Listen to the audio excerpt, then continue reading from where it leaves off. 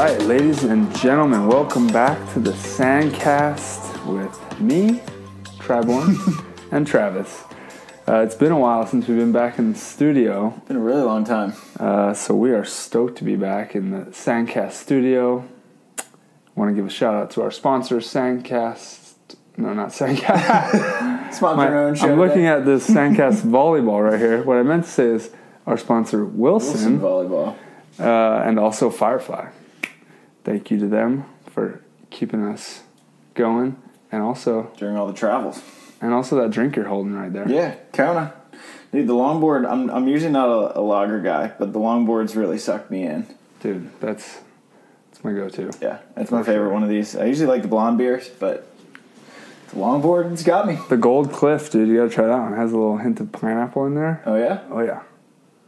Well, we got a lot of them. There are a bunch of them over here, yeah. I had to take a 15-minute intermission. We're stocked up. Oh, man. When was the last time that we've done a podcast here? You've been on the road for a pretty long time, and then the week that you were here, I was gone. Yeah, exactly. No, it's luckily we stacked a few up, but I was gone for 5 weeks about. It felt like forever. Yeah. It was a tough 5 weeks for sure. Because then, I mean, coming back to New York isn't really coming home. Not at all. It's like going to another planet. Yeah. Especially for a Hawaiian. Yeah, I've never been so happy that I come to New York out of all places. It felt good to have American food, people speaking English, everything's familiar. But, I mean, it definitely didn't feel like we were home. Yeah. Walking extra. And you're, in a hotel still. Dude, people drag racing on the street at night outside. And I'm on, the 17th floor trying to sleep. And I feel like they're right outside my window. I can hear, a kid, walking by dribbling his basketball. And I'm 17 floors up.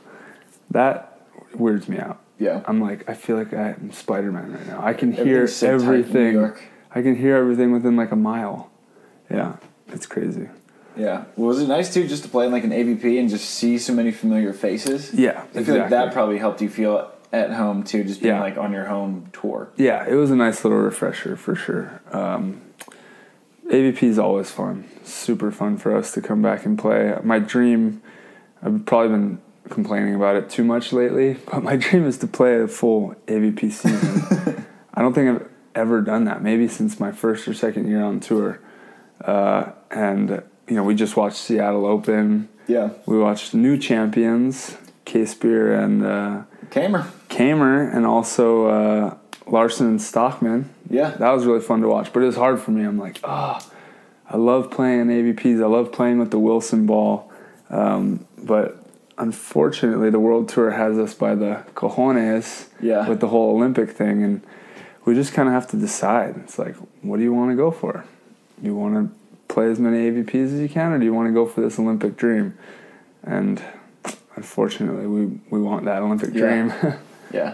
But, dude, 5 weeks on the road was gnarly. Yeah. Is it, I feel like, because I was watching, so in between matches in Seattle, I was flipping back to Xinjiang, watching some of those matches, and the semifinals there, when you compared it directly to the finals in Seattle, it looked like it was just so miserable and depressing and dreary, and no one was there, no one really cared in the stand. And then Seattle, people are going crazy. It looked like Casebeer and Chaim brought everyone they knew, and they were going nuts. It looks like the AVP's just it looks like a blast, dude. It is for anyone who plays. I think that's the World why, Tour especially, you're oh man, this is fun. That's why it bothers me so much, because I'm the AVP's right there. I can play on it, but we have to play in these 4 and 5 star events. We're kind of forced to if we want to chase that Olympic dream. And it's super frustrating because the 4 stars lately, to be honest, have been pretty damn low quality compared to when we had Grand Slams. I mean, this is my first full year on tour again. Yeah. Since 2016. But man, the system, the events were a lot better. The promoters were putting a lot more effort in. Well, in what sense? Because obviously the talent of a 4-star is crazy high. So by quality, the volleyball is really high, which is why it's if we're gonna be playing against the best teams in the world in a fully loaded event or almost fully loaded, the prize money should be up equivalent to the entertainment value that the athletes are bringing, right? The quality hotels. Don't give us a cot and a bed. Give us 2 beds. Come on, we just flew across the world. I was laughing so hard. We just flew across the world to get here. Billy and Stafford got like 1 full bed. Dude, you oh my God. You and Trevor got the same deal, right? And we're like, yeah, and we're jet lagged, like dying. The China hotel, the bed was like that. So we actually left the hotel and got our own hotel so we could eat the food and sleep on a bed. And that's after traveling 45 hours to get to China. So you show up, you're just like wiped out. For me, it's even a little more because I'm trying to test out what my health can handle. And then they're like, oh, here's your piece of wood to sleep on and food that is just tragic. And you're like, can you like at least put in a little more effort if we're going to put in all this effort to get here? But so I thought that was a little unfortunate. Like I went to Poland last. I don't mean to be a complainer, but I think I was spoiled, to be honest, with the Grand Slam system. Yeah. And I hadn't seen it. I wasn't on the World Tour for these last 2 years. So I heard about it, but now I'm like, oh man, that makes this whole traveling health thing even harder. Right. But Poland was one of the best stops on tour, for sure. It was always like near a lake or in the forest and like, 5-star everything. Not 5-star, but really nice. It was just very comfortable. They take care of you. This time, not so much. Like the water wasn't even hot. The water was hot. It was like room temperature, but it's 93 degrees and we're playing dying in like deep sand. Yeah. And there's a little bit of carbonation in the water. Like that's a thing apparently, like 5% carbonation. And they served us all that water the whole tournament. And it wasn't cold. There wasn't ice on the whole venue. There was no ice. So yeah. And then you're tired on top of that, so it turns you into Mr. Complainy. Right. Which I try not to be, but then when you're seeing like, damn, I'm missing AVPs, like that's our most fun events. And we have to miss that for this. Like, it's frustrating. And then when you don't get a good finish on top of that, it's even more frustrating. Yeah. So you missed Austin. You skipped for it to Pema. Yep, Brazil. And you skipped Seattle for to rest. Yeah. Just to kind of chill out before World Champs, which are coming up. Did we only skip 2? You played New York and Huntington? Huntington and New York we played. Okay. So Seattle was the 4th? Yeah. Okay, yeah. So we're halfway through the AVP season. So we can kind of make this like a halfway mark for the AVP season. Yep. And then kind of a preview for World Champs a little bit. Yeah. And we're also about halfway through Olympic qualification. Almost. I mean, we have 13 months before the Olympics. 14. Basically a year from right now. Yeah. Is when the cutoff is. So a little less than half. A little less than half. Yeah, and we haven't hit the big events yet. So really, in my mind, we're about 25% of the way through because we haven't hit the big point events. Like these are the events that are going to be filling that 12 event quota. So it's really about to start. To be honest. We'll start with the World Tour then. So with you and Trev, I think you're leading our Olympic points race. Yeah. At the moment, I think a lot of it is because you guys have just been playing events like crazy. Yeah. But are you happy with where you and Trev are at? Especially considering that you hadn't really played much? Yeah, part of me is like, if you take me a year ago, who was actually at the Seattle AVP watching the other teams win, and I'm just in the stands hanging out. If you told that guy where I'm at now, I'd be blown away. And so I try to remember that, and be super grateful for it and stoked on it. And we've had some really good events. We have some solid finishes that we'll probably end up using for the Olympics. But then there's the other whole side of it where I'm like, the big events haven't started yet. Damn it, we didn't get on the podium. Well, we did get our China gold in a 3-star. But we had 2 semifinals and 4 stars. We didn't get on the podium. Both good finishes. But you always want more, Right. If we would have made finals, I'd still be saying, but I want to be gold. Yeah. So no, I'm pleased with it. We took 3/17 this year, which I don't love. You know, that doesn't feel good, especially in 4 stars, just because the money's not good, and then the points aren't that great. But they're still fully loaded events. Right. But honestly, I'm happy with where we're at. We're in position to qualify for the Olympics. Yeah. You know, but the Olympic ranking right now, you can't really look at it and be like, wow, they got a great lead. Like this is theirs. You know, they just got to close it out. We're about 20. It's like 20, leading a golf 20, tournament 25. On Thursday. Exactly. That's actually a great comparison. 3 days. We won day 1. Yeah. I guess you could say. Yeah. Yeah. And then, so who do you think is the second best team in the world right now? Because I mean, in the world, number one, that's a good question. Like Anders and Christian by a pretty long shot. At the moment, I'd say Bruno and Evandro. I know it's easy to say because they won the last event and took down Norway. That's kind of the cherry on top. But I feel like I've seen them kind of build momentum. And I feel like in terms of the way they're playing and where their momentum's at, like that could be a dark horse team to... Maybe not a dark horse. Yeah, it's the Olympic it's crazy champion. That's a dark horse team. That Evandro's world champ, Bruno's gold medalist. True. But I mean, Bruno has been like semi out of shape and just not playing great the last year and a half, 2 years.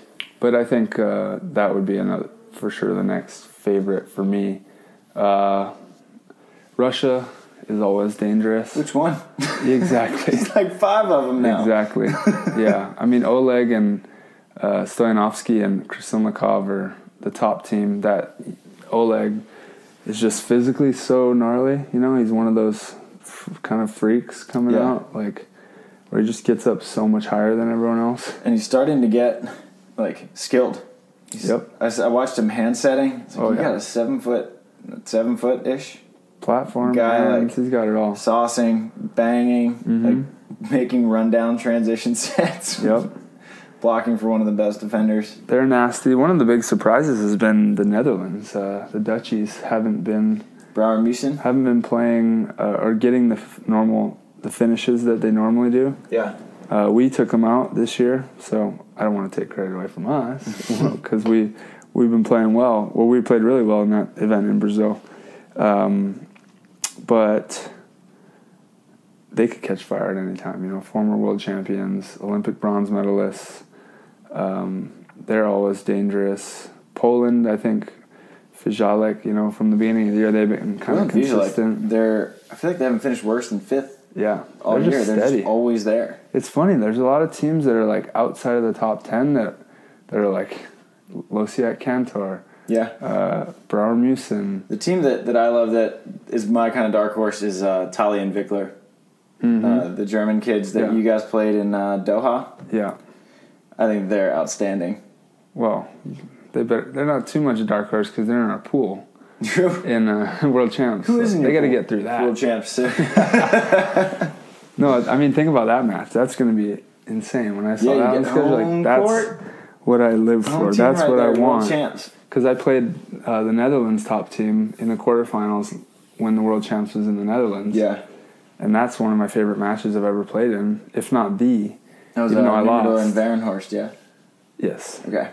But now we get to do it again. I mean, I'm just like amping, like I said earlier, like if I get to tell the guy a year ago that I'm playing in World Champs and I got Germans, the home country, in my pool, and I get to go step into that stadium in a major series held event, like that's what I've been waiting for.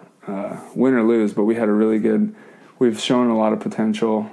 We've had good finishes, we've had bad finishes, and we finally got a week at home to actually practice. Yeah. Because you literally just like play. It's so hard to correct things, you know, when you're on the road.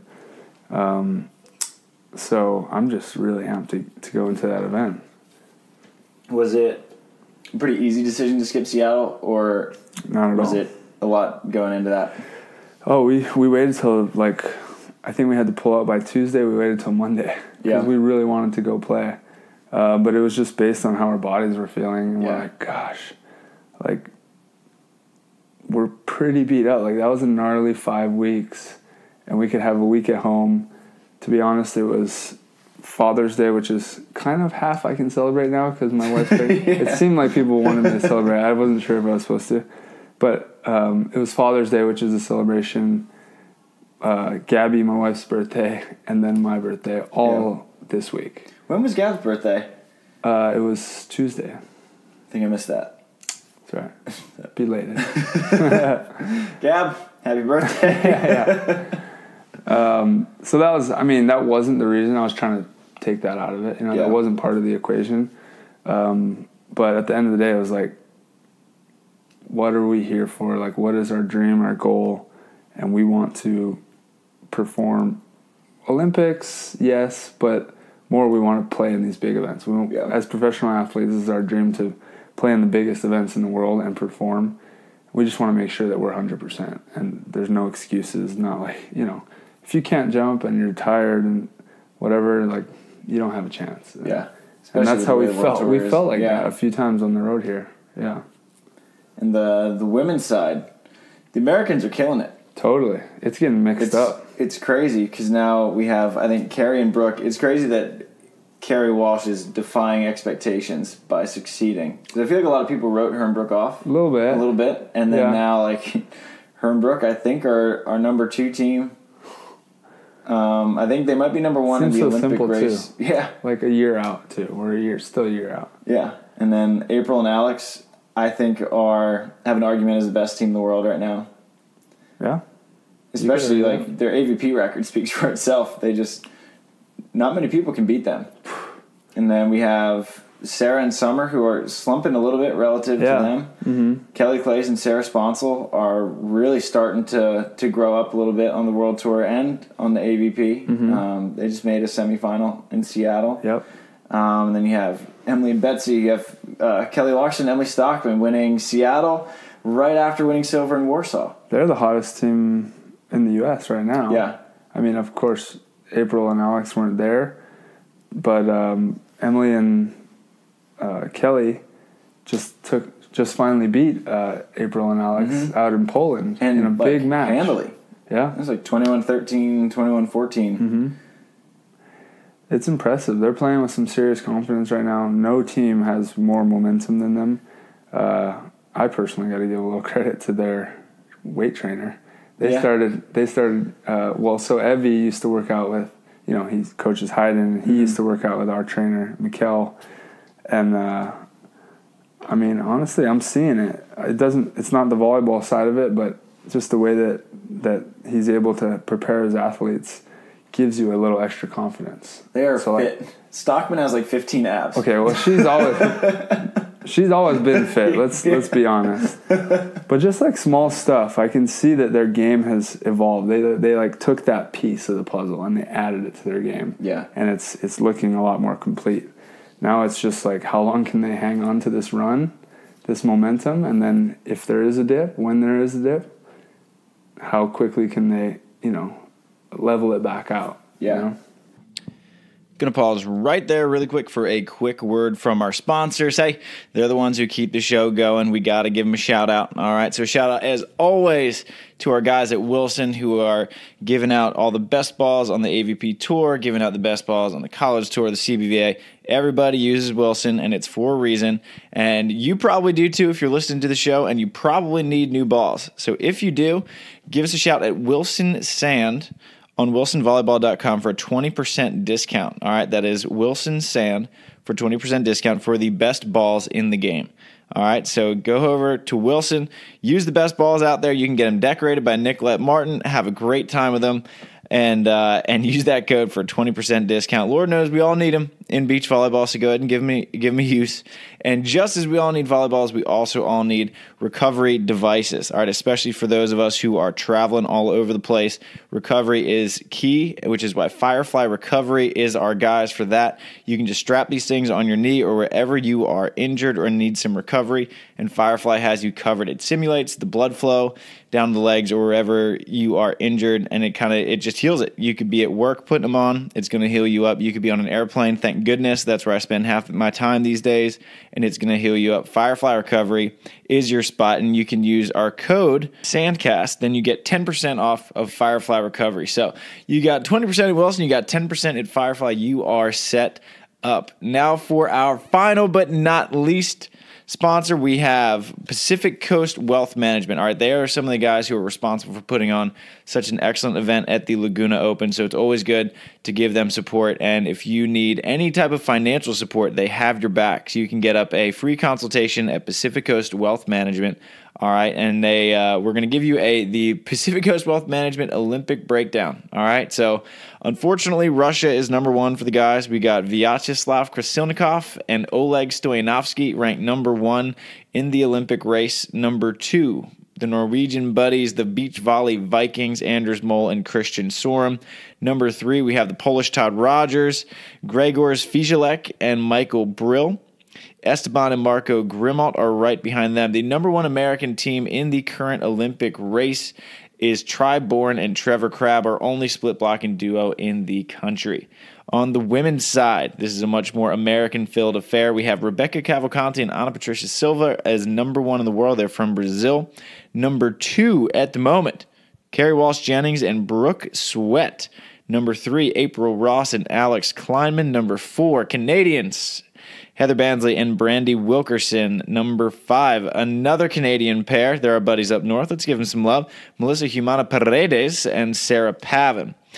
Checking in the U.S. also in the top 10, Sarah Hughes and Summer Ross, and Kelley Clays and Sarah Sponsel. A lot to change, obviously, in the coming months as some of the bigger events come up. But that is your Pacific Coast Wealth Management Olympic update. And now we will get back to Sandcast. As always, appreciate you guys listening to the show so much. Love all you guys. Love beach volleyball. Appreciate all the support. And with them, too, their silver in Warsaw was huge because they jumped to number 3. Mm-hmm. So they're out of country quotas, which is so That's clutch. Crazy. Yeah, because so when they got that silver in Warsaw, they came out of the country quota, out of the qualifier, out of pool, out of bracket to the finals. Right, that's right. Which is crazy. And then they still had enough legs in them to give Maria Faye Artacho and Taliqua Clancy from Australia a good one. Which have you watched? Do you ever really like watch the women's side much? Yeah, I was pretty close to all those matches. I watched their country quota, which was pretty close. Yeah. Imagine how much that changed their entire year. I mean, that might have even given them the victory in Seattle, you could argue. Yeah. You know? Because then you play all those matches, you get that momentum, you come into Seattle riding high, and then you just... That could change your whole career, kind of. Yeah. If it's the difference between being in country quotas and then jumping straight in, and now you're making more money, blah, blah, blah. Yeah. Yeah. But yeah, I have gotten to watch a decent amount here and there. You know, I'm usually like on my way to warming up or like something like that because we're not hanging around the site too much. But I get to watch a little bit of at least 2 matches from them. Yeah. It's fun watching the women's style of play. I feel like it's evolving really fast because the Australians run a super spread, fast offense. That's just Australian with a ton of options. Yeah. I feel like that's one thing I've noticed especially on the women's side, but the men's too, is I feel like optioning going on 2 is like really prevalent. Have you noticed like an uptick in that? Well, it's been a huge downtick for me. Me and Hayden used to run it like we arguably probably ran it more than anyone in the world back in the day. I mean, Hayden loves, if he has the opportunity, he's going to shovel it up there.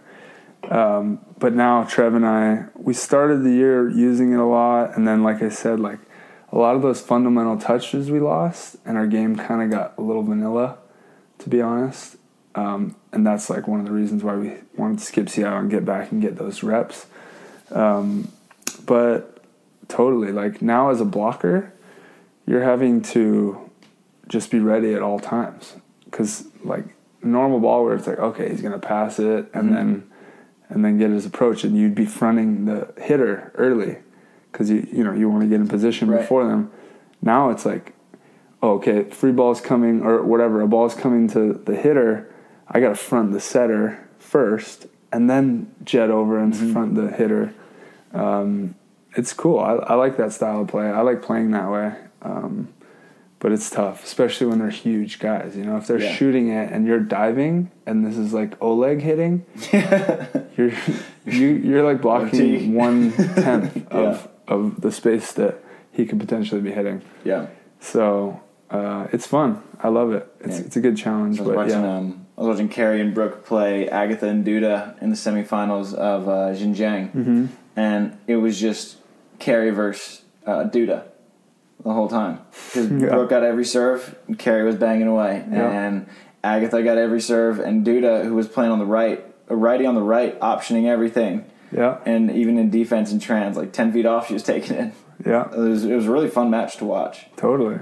It's cool to see that. I think the men's game probably has always naturally done it a little bit more. But, yeah, to see it on the girls' side and the athletes out there right now is just amazing. It's so dynamic, watching the women's side. There's a lot to learn for the men by watching the women, you know. They definitely have certain skill sets in the way that they see the game and they're making reads in terms of timing and everything is at a super high level. And I think some guys just get away with a little more of their athleticism. Yeah. And if you watch the girls, you can really see how to be precise with that timing. Yeah. And I think optioning was one of the biggest differences for Jeremy and Chaim in Seattle. I think they threw it in just enough because Chaim has that really good option on the right. I feel like when you have a righty on the right with that option as a blocker, it's so hard to read that because the ball's got to come all the way over his shoulder. Yeah. Chaim loves that crossbody, thumbs up swing, but then he was also getting this one too. Yeah. So I don't know. It was fun to watch them. I feel like him and Jeremy look great. They did look great. Jeremy served like when it's consistent, which it has been, it's super gnarly. And I mean, against Casey and Jace, that was kind of hilarious. Silly. Yeah. I mean, like, it was like 5. He got 5 up the middle that they just kind of just like half stepped on and shanked. Just like, is it yours or mine? And then they were just hesitating, and it looked like it was just bad passing, but it's because he's keeping you honest because he can hit that line, especially that wrist away one, and he's hitting the line. He's not like, it's not even like 3 feet in. It's like on the line. Yeah. So that makes you think you're like cheating, like I might have to dive for this line, and then not an easy serve down the middle, but one with just pace that's just straightforward, you're like not in position for. So yeah, I thought it was pretty impressive. I don't know if there's been many tournaments where people have more aces than that. Yeah, it's crazy. It's funny going up to the Trader Joe's up here. So Emily Day has that sponsorship where they donate $500. It's like they literally can't sponsor Jeremy Casebeer. They would go broke. Yeah, exactly. That's a good sponsorship, by the way. Yeah, it's a great I don't know what she gets, but if I could just get like, you know, a few $100 gift cards, that'd be great. But yeah, for people who don't know, every time Emily Day gets an ace, Trader Joe's donates $500 to kind of some hunger society. Yeah. So every time you pass an Emily Day serve, you're just stealing money from kids. So she should promote that. She should. I just want to let you guys know you should feel really bad about yourself for not letting me ace you because you're taking food away from me. It's for the kids. Yeah. But we're halfway through the AVP season, so we can dole out some like mid-season awards. Ooh. So who do you think is like the at the halfway mark? Who do you think is like the MVP of the AVP? We'll do guys and girls for all of these. All right, let's go through the winners on the women's side so far. April and Alex. And then Karissa Cook and Jace Pardon. Right. So April and Alex have won every time they were there. Yep. 2 of 4. And then they won New York. I mean, how do you not give it to April? Yeah, I think April, no question. I think April right now is the best player in the world. I feel like April's been the best player in the world for like 5 years. Yeah, and I still think she's got it. Who would we even argue in the world that's been better than her? Maybe individually, because Rebecca Cavalcanti is the only one from Brazil that I can think of who would have an argument. Because for a while, her and Ana Patricia Silva were hot. Yeah, they won a few events, but and it was like Rebecca was just taking. That's like matches. This year, maybe last year, right? Or how long? It was like it started like in the weird like FIVB. How the end of 2018 is actually the start of 2019. Yeah. So they started winning at the end. They won the same event that Trevor and I won, which was the first technically event of 2019. Yeah. And Olympic qualification. Yeah, and then she won P1440 Huntington. That kind of like KOB style. And then they won a couple at the beginning of the year, got a couple seconds coming out of that's easily, you could argue that. But for AVP, you got to give it to April. Yeah, for sure. Climate, but I mean, did you see Climate in New York too? Like, I couldn't watch a whole lot from New York because we were in Mexico at the time and the Wi-Fi was pretty janky. So every time we brought up the stream, you could see. So there's one place in our hotel with like good Wi-Fi. So anytime I'd bring up the stream, everybody would be like, "What's happening with the Wi-Fi?" I just took all of the bandwidth. So I was like, "All right, fine, I'll take it down." So I didn't really watch much of it. Yeah, she was pretty unstoppable, moving around, moving her sets around, and it's hard to give an MVP when it's teams too, because it's like, well, first of all, it's April. Like when you've been winning with every partner, you're kind of always the MVP. Yeah. But also, a great player knows how to use their partner and use their strengths, and Kleinman's been probably one of the deadliest weapons out there on tour. Stockman and Larsen, if they can get another one, they'd be in the... Yeah. One of them might be in the running. Yeah. I think that it's crazy to me that they haven't... This was their first AVP win. Because they've been so good on the World Tour, and they're such good players. Yeah. That it was surprising that it had taken... Well, Kelley's still really young, but I mean, I think Stockman's 31. And she's phenomenal. Kelley's got a few victories, though. Yeah. She's the one that has a few. Yeah. But as a team, I was surprised. But I think they're so good. Definitely. So I think MVP women, April. Yeah. For the men. On the AVP, it's got to be Taylor. Yeah. I think that those two are like clear. Taylor's just making plays that just aren't normal. Yeah, like, he's just so... He's doing crazy things. It's just natural for him, and he's just so relaxed. And when he's in his element and confident, which is very often, it's like not much you can do. And then you throw in... And like, to be honest... I played against Jake Gibb enough years to know that even if he's not making the plays, he's having a huge impact based on what they're doing, specifically the court he's taking and what he's funneling to the quickest, best defender on tour. So when you have a veteran like that, a lot of the time it won't look like, for example, when I played with Hayden, like I'd get twice as many kills, I'd get the blocks, the aces, but like I'm like fully relying on him, you know, to do all this. But Taylor's bailed him out a lot too. Covering balls and you got to give it to Taylor. Yeah. So I think Taylor MVP for the guys, April for the women. What about like a breakthrough? Breakthrough out there, I think for the guys, like it has to be Troy. Yeah. Field. Yeah. He's been phenomenal. Mm-hmm. And we had Baumgarten's not even like a breakthrough after what he did last year. Like making some finals, and like everyone knew he was good when he played with his brother, but now that he's separated and we can see like individually how good he really is, and yeah, man, that guy's impressive. Perfect partner for Troy, I think. Yeah. You know, super positive attitude. Troy's only getting better, just trying to learn and I don't think Troy cares if he wins or loses right now. Like, at this point in his career, he's just right. He doesn't seem like he gets mad ever. Yeah. Troy's definitely the breakthrough. Yeah, I feel like they have like an older brother, little brother dynamic where Tim's like the older brother who's been there, and he's just like, "All right, kid, like this is how it's done. Like you're playing great. Let's just calm down now. We've played with the crowd." Yeah, exactly. Women's side. Trying to think beyond the teams that we've been talking about. I think Karissa and Jace, you know, they come out in Huntington, take a fifth, and they didn't even. So when me and Karissa were in Europe before the season, she didn't know who she was playing with because Katie Spieler had picked up Kim DiCello, and so Karissa was like, "Yeah, I don't know. Like, I might just go play in Norseca in Nicaragua because like I don't know if I can pick up anybody with points to get me in." And then so her and Jace got together, take a fifth, go and win Austin, fifth in New York. Third in Seattle. Yeah, I'd say that's a breakthrough right there. Yeah, for both of them. Super impressive.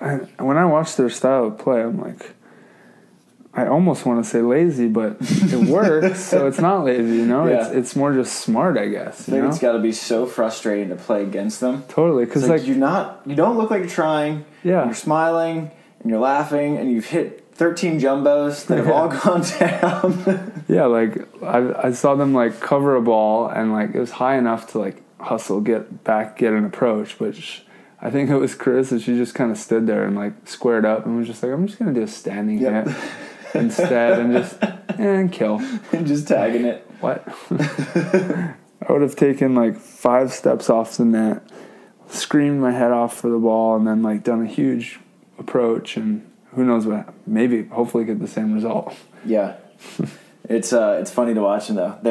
They're super fun to watch because it's like, all right, you don't need to be 6'4", like crazy. Not that they're not athletic; they're phenomenal athletes. Definitely, but they're not jumping like Troy. Right. You know, they're not as tall as Alex. And they're just like steady volleyball players. Yep.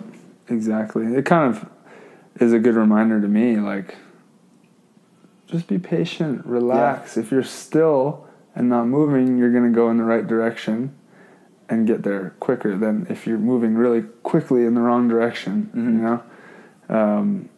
I definitely need to add that back into my game. Sometimes I'm wanting to do too much. You know, you get frustrated and you want to cover the whole court rather than just being patient and letting the game come to you. And I think they're really good at that. Yeah.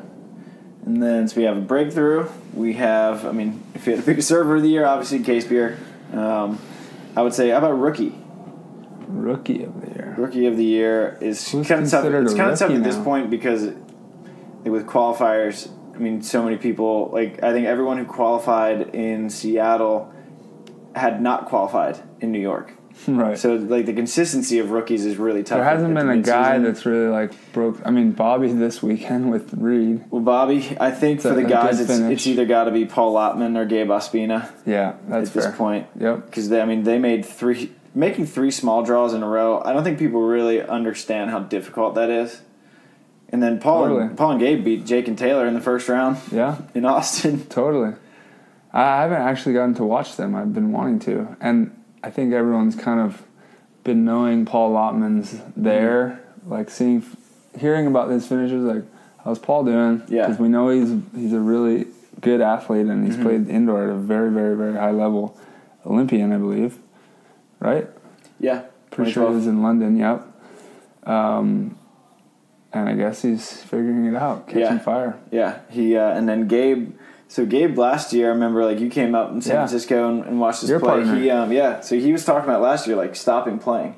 He's like, my knees really hurt really bad. Like, I just don't want to practice. I don't really want to play. So he took, like, a long time off, and then he just started playing for fun. He played, like, a lot of co-ed with Cameron Irwin in San Diego. No way. and was just, like, kind of finding fun in the game again. And then he was like, oh, well, now I'm starting to play a lot better. And then him and Paul just, like, hit it off right away because Austin was their first tournament together. Yeah. And doesn't really get much better than that. In New York, they came out and challenged a lot of good teams. Yeah. Seattle came out to the same thing. When I watched you guys play together, you could tell he had something. He had a pretty damn complete game.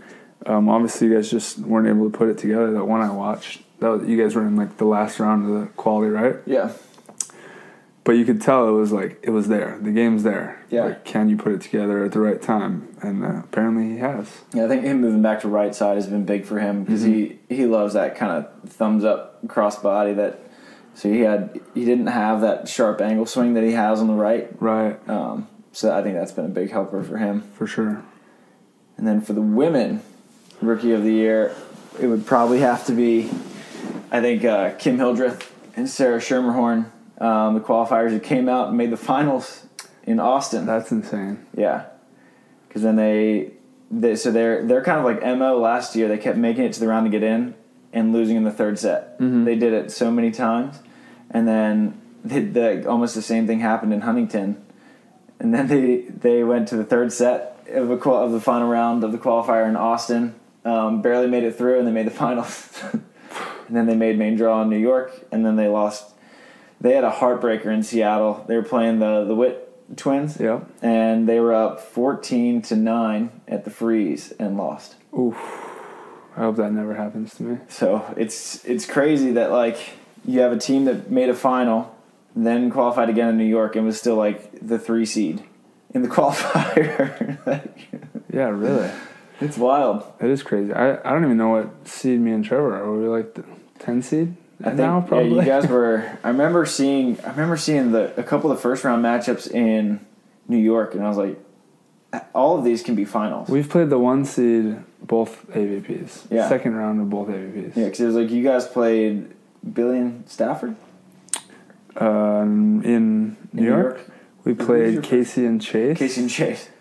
And then could very well be a final. And then we played Jake and Taylor. No, wait. Yeah. And then we played Jake and Taylor right away. Yeah. That was interesting.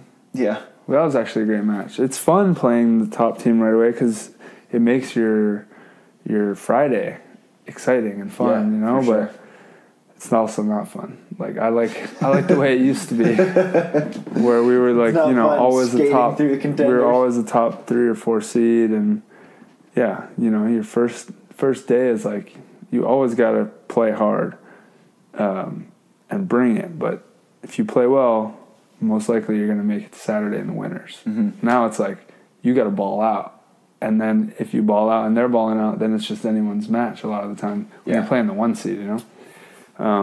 But yeah, tour's gnarly. Yeah, it's crazy. It's fun to watch because I mean you look at Larsen and Stockman this weekend didn't lose a match, but they lost their first set of the whole thing 21-13 to Delaney and Hartong. Mm-hmm. And so it's crazy to watch just how deep everything is, and at any point like any team is like poised for a breakthrough. Yeah. Well, we'll see if those stand up to the end of the year. We gotta compare them. Yeah, so we'll see. So we're at the halfway, so we'll see if those stand up. And then, so my prediction at the beginning of the year was that 6 different teams would win on the men's side. We got 3 and 4 events. So I'm right on pace right now, and I think we'll probably get a new one in Hermosa because so many teams will be gone for Tokyo. We're probably going to win 2 or 3 of the last 3. You'll win Manhattan because you'll be home. Hey. Yeah, so when are our American fans going to see you on the AVP again? So Trev and I decided at the same time that we decided to skip Seattle, we're like, well, then we're skipping Moscow for Manhattan for sure. So we'll be home for the Manhattan Open, thank God. Nice. And then Chicago and Hawaii, which is a little scary too for me because I'm having a baby a week before Hawaii, which is my home, and I wanted to be there for a while. But our little baby girl is supposed to come a week before. So I'm planning on being in Hawaii, but just with an extra passenger in tow. We'll see. No, she can't fly. Can't fly a week-old baby. Yeah, they can't come, but we'll see. Yeah, I'm hoping that she comes nice and early or right on time, and Gabby doesn't really need me too much. Which I hear, I don't believe it. Like obviously, Gabby needs me, but the baby just needs the mom for the first month at least, or 2 or 3 or whatever. It's not much you do except stand on the side and like, what do you need? What do you need? Daddy's income. Right, yeah, exactly. But that would be hard to be away. At least I'd be at home. But, yeah, I'm praying that I can be in. Yeah. In those last 3 AVPs. It'll be so fun. Yeah. Actually, we haven't done a giveaway in a while. So let's do a giveaway. All right. So I was thinking of a couple different things we can do. So we're halfway through the AVP season. Mm-hmm. So one giveaway we can do, and we'll do this through Firefly recovery. So if anybody needs a Firefly recovery, hop in our giveaway. You can I need a Firefly. I might throw one on my flight tomorrow. Baby name nominations. Oh, we do need help with that. So that's one idea, and then the other idea I was going to say, tag us in your favorite AVP highlight of the year so far. Multiple choice question for you. Which one would you rather for the giveaway? I don't know if I want to tell my kid that they got named on the podcast. But I do need help because we have not come up with anything yet, or haven't come up with the one yet. Yeah. I do want to see the highlight, everyone's favorite highlight of the year. Yeah. I wish it was me, but I know it's been too hard to watch FIVB. So it's hard to get those highlights. People are always asking how I like streamed your matches. I'm just like, the sketchiest website in the world. Yeah. They don't archive it. If you don't see it live, you're not seeing it. Right. Yep. So there you go, people. Yeah. Sketchiest website in the world. That's how you watch it. Yeah. It's like live stream 365 if you really want to know. Let's do the highlight. Okay. And tag us in it. Sandcast _podcast. So on Instagram. But you can also throw out baby names, and I will absolutely yeah. listen. So and pass it on to Gabby. Yeah. So the best highlight will be the recipient of a Firefly giveaway. Tag us at sandcast_podcast if you want to throw a baby name to help out Try and Gab. More than welcome. Mm-hmm. So let's see. So we don't have a guest today. So our last question. Yep. I mean, if you had to give a piece of advice to someone who's like new to the world tour, traveling wise, what would that piece of advice be? Oh man, I feel like I'm that guy. It's been crazy coming back on the tour with a new perspective, and yeah, it's like, what would you tell yourself? I forgot how. Well, would you tell a younger version of yourself? I guess I would just remind my younger self or the new up-and-coming player that it's really difficult. Like, it's not a natural thing for your body to do. You can't hit every event. It's like, it's not physically impossible, but to be playing at your highest level in every event in the world, to want to play all of AVPs, all of FIVBs, I want to qualify for the Olympics, but I also want to be the team of the year on the AVP and make as much money as I can. It's pretty much not possible. Like, you can do a lot, and a lot of teams certainly have. But I think pick and choose what your goals are and stick to them throughout the year. It's really easy to go through highs and lows and change everything. You're like, oh, this isn't going well. I hate it. This feels like crap. And then be like, I'm going to change, you know? Like, I mean, AVP domestically, people will change their partners really quickly and stuff like that, you know? FIVB, maybe not as quickly because it's a little more difficult, but stick to your plan. You know, go into a season with everything very well thought out, what your priorities are, why you're doing certain things, and stick to it, especially through the lows. If you want to make a change, do it when you're on a high. And notice that you're not going to want to. Yeah. Right? And there's a reason. But don't make decisions based on the fact that you're in a low throughout a season. Like, me and Trev, we've been playing good ball, but I feel like we're in a low. Like, we haven't been playing to our potential. It hasn't felt good. We've even been beating teams. We've had some really good wins.